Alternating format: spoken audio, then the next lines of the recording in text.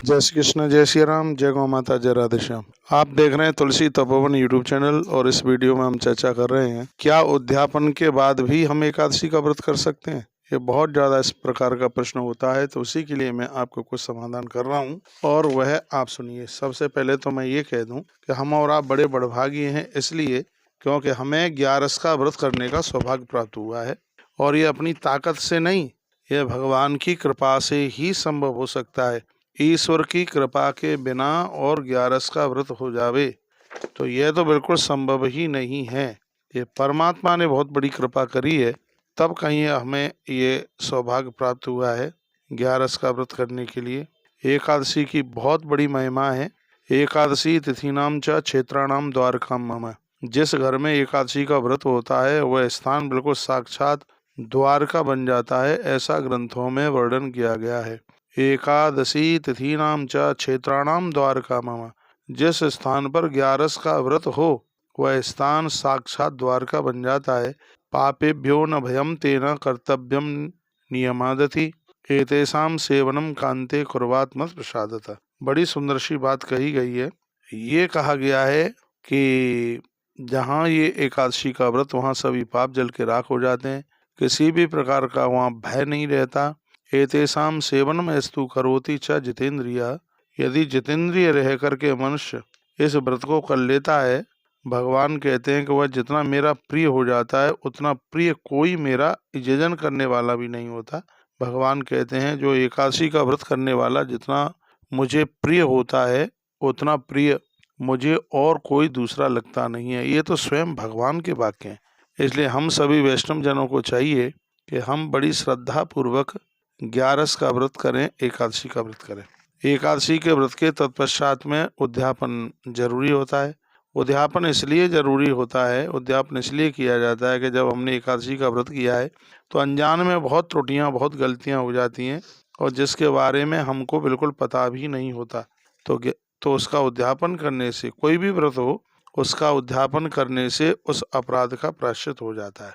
एक तो इसलिए उद्यापन किया जाता है। दूसरी बात, जब हम व्रत करने की काबिलियत में बिल्कुल भी नहीं रह पाते, तो व्रत हम कर नहीं पाते हैं, तो उसके लिए जब हम व्रत करते करते उसका उद्यापन कर देते हैं, फिर 11 वाले दिन अन्न खाने में कोई दोष नहीं लगता, किसी भी प्रकार का अपराध नहीं लगता। उसके लिए 11 का व्रत किया जाता है। अब प्रश्न ये उठता है, क्या जिसने उद्यापन कर दिया है क्या उसके बाद में वो एकादशी कर सकता है? मैं कहूँगा उद्यापन करने के तत्पश्चात भी यदि आप करना चाहते हो तो एकादशी का व्रत आप कर सकते हैं और करना भी चाहिए। आनंद की बात यह है कि दोबारा एकादशी का फिर उद्यापन आपको बिल्कुल भी करने की जरूरत नहीं है। एक बार आपने कर दिया उद्यापन तो आपको फिर दोबारा से उसका उद्यापन करने की बिल्कुल भी आवश्यकता नहीं है। आवश्यकता उसकी पड़ती ही नहीं है। एकादश्याम जनो विष्णु रात्रौ संपूज्य भक्तता कुर्या जागरणम विष्णु पुरतो वैष्णवी सह। क्या अद्भुत अद्भुत बातों को वर्णित किया गया है। भक्त को चाहिए, एकादशी का व्रत आप नहीं करते हैं उद्यापन के बाद, कोई दिक्कत की बात नहीं है, पर रात्रि में कुछ जागरण जरूर कीजिएगा। भगवान कहते हैं कि जो एकादशी को मेरे नाम का जागरण करता है, मेरे लिए गीत वाद्य नृत्य पुराण पाठ धूप दीप नैवेद्य मुझे समर्पित करता है, चंदन मुझे समर्पित करता है, श्रद्धा भाव से मेरे लिए समर्पित हो जाता है, भगवान कहते हैं कि मैं उसके किसी भी प्रकार के पाप को रहने नहीं देता। इतनी बड़ी महिमा इस 11 की है।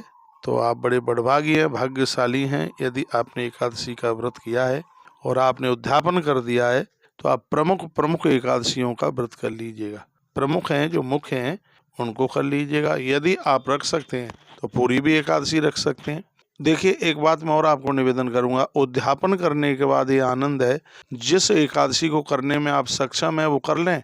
यदि उसके अगली एकादशी छूट भी जाती है तो आपको उसका किसी भी प्रकार का दोष नहीं लगता। तो यह उद्यापन करने की बहुत बड़ी महिमा है। आप उद्यापन के बाद चाहते हैं तो आप व्रत कर सकते हैं, दोबारा से आपको उद्यापन करने की कोई ज़रूरत नहीं है। बहुत बहुत धन्यवाद आप सभी का। वीडियो आपने सुनी है, कुछ अच्छा लगा तो आगे भेजिए। चैनल से पहली बार जुड़े हैं, चैनल को सब्सक्राइब जरूर कीजिएगा। अगली वीडियो हम प्रदोष की आपके पास में भेज रहे हैं, उसको भी सुन लीजिए।